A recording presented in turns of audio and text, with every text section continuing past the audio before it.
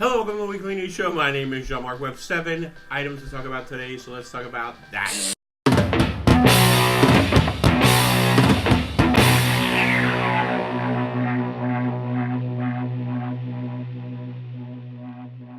Number 1 in Metro Exodus news. Metro Exodus will be exclusive to the Epic Games Store on PC, and it'll only cost $50. That's right. It's $50 for the standard edition, which is going for $60 at the Steam store, and $75 for the gold edition on Epic Store, and $85 on the Steam store. And it'll be exclusive to the Epic Games Store until February 14th, 2020, so for a while. This apparently upset people who have pre-ordered it on Steam. That means they're not getting it day one, and also Steam is very upset about it. So the people with Steam accounts decided they're going to review bomb Metro, and review bombing is whenever you just put a bunch of negative reviews on a game on their website. Not much Metro can do about it. It does look like a really fun game. I'm not sure how this is going to change anything, but had I bought this or pre-ordered this game on Steam, I would be livid and very upset with the Epic Games Store. Number 2, I was looking around on the internet. I saw this small article, and I thought it was interesting.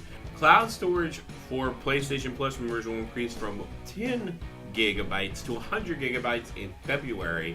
So yeah, next month, tomorrow, you're going to be getting 100 gigs of cloud service from PlayStation if you have a PlayStation Plus account. I think that's great. I think the space is needed. I think we do need it, and I can't believe it was this little blurb that I found. I think this is bigger news. So, number 3, in more PlayStation news, apparently with the PS5, Sony has gone on record as saying they're putting most of their focus on PS5 games. Well, duh. It's coming out in 2020 or at the end of 2019. Of course you are. I wouldn't expect it any other way. You should have announced this 6 months ago. Then the whole you not going to E3 because you're not really launching any games until the beginning of 2020 when the PS5 releases makes more sense. So get ready for that PS5, y'all. Number 4, Overwatch is getting its own Paris level map thing. Okay. Number 5, while skimming across the internet, I heard about this, and I don't know if I remember or forgot, but it's just crazy to me that Resident Evil is getting a Netflix TV show, and it's going to be more focused on the Umbrella Corporation. So that'll be like an X-Files, but with zombies, maybe? Was there zombies in X-Files? There probably was an episode. There's definitely an episode. Number 6 has nothing to do with video games, but they will be releasing the Episode 9 Star Wars trailer this Sunday. They're planning on putting some ads out on the Super Bowl. Thank God, because I don't plan on watching the Super Bowl after the whole New Orleans Saints fiasco. It was the only game I watched all season, and it was terrible. I really can't wait for this trailer to drop because I want to see people's reaction to it. I might also do a reaction to it. I'm probably going to ban Episode 9 because Episode 8 was terrible. If you don't think so, just think really hard about what happened in that movie and how none of it made sense at all. I think Solo was a better movie than Episode 9, and no one watched that movie. And at least Solo, if you took Han Solo out of it and it wasn't a Star Wars movie, still be good. Episode 9, it's just a confusing mess, considering all the characters and the plot, and it's just confusing. Or Episode 8. So Last Jedi. So we'll see. Episode 9. I'm looking forward to. We'll see what happens. Number 7, from Japan.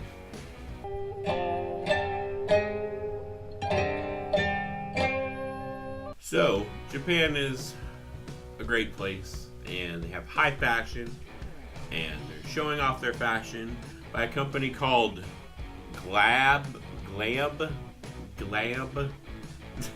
is doing its own Pikachu shoes. That's right, Pikachu shoes. It's yellow and Has that brown and black with the little Pikachu tails on the back. It's great. They're rolling out this whole thing where they're also doing like these Pikachu sweaters, which looks like not great quality, but yeah, Pikachu sweater. So if you just want to be Pikachu for days, there you go. But you have to live in Japan or get them exported from Japan in order to get them. Now it's time for most people's favorite portion. Come on. Number one, let's talk about the games that are coming out for free if you own an Xbox console. For the 360, we have Assassin's Creed Rogue, and we also have Jedi Knight Jedi Academy. I haven't played either one of these games. My brother was really big into the Jedi Knight games. I never played it. And for the Xbox One, we're getting Bloodstained, Curse of the Moon, which is like a Castlevania game, and Super Bomberman R. Heard mixed things about that one. Number two, let's go through all the PlayStation Plus games that are free. Starting with the PS3, you're going to get Dive Kick and Metal Gear Solid 4. I've never played it actually. Good. It's a cutscene machine. For Vita, but it's crossed by the PS4, so it's probably coming on the PS4. There's Gunhouse, looks fun, and also on the Vita, but also crossed by PS4. Rogue Aces, looks great. For the PS4, you get Hitman, the complete first season. I'm getting this. I'm gonna try it. I don't know if it's gonna be good, but I've heard a lot of people rave about it. Great. And For Honor, I almost bought this game a few times, and I'm actually a little excited that For Honor's coming out. Pretty cool. Number three, Drowning. Drowning's coming out for computer, PS4, and Nintendo Switch. This looks like a walking simulator with a very deep story. It looks very spooky, very ominous, where you are, you're walking around and getting things done. Number four, Genesis Alpha 1. This is coming out for computer, PlayStation 4, and Xbox One. Genesis Alpha 1, you are basically building a space station in order to colonize planets, and out of nowhere, as you are building up the ship, that actually looks fun, but then out of nowhere, like these evil creatures come in and you could die, and you're trying to turn it into a first-person shooter. As you build the base, you're running through it. This game seemingly came out of nowhere to me, and it actually looks very compelling and very fun. If the mechanics all work together, I can see this being a very fun and addicting game. Number five, 8-Bit Hordes. This is coming out for PC, PlayStation 4, and Xbox One. 8-Bit Hordes is a retro-style RTS game that has an 8-bit aesthetic to it. I used to play some RTS games. This just looks fantastic. I love the 8-bit aesthetic. There's a lot going on the screen at some points. It doesn't look like it has any slowdown because of that aesthetic, and I think that's great. Number six, Bomb Fest. Bomb Fest is coming out for Nintendo Switch, Xbox One, PC, and PlayStation 4. Bomb Fest is a pretty simplistic game. You play the little wooden block, and you grab bombs, and you try to throw them at other people, and blow them up. It looks like a fun little party game, like if you wanted to grab something quick, play with your friends, blow each other up. Something that would probably be like a little Wii game or something, like a little Nintendo game, but it looks like they made a full-fledged game, and hey, it actually looks pretty fun. Number seven, Warbital.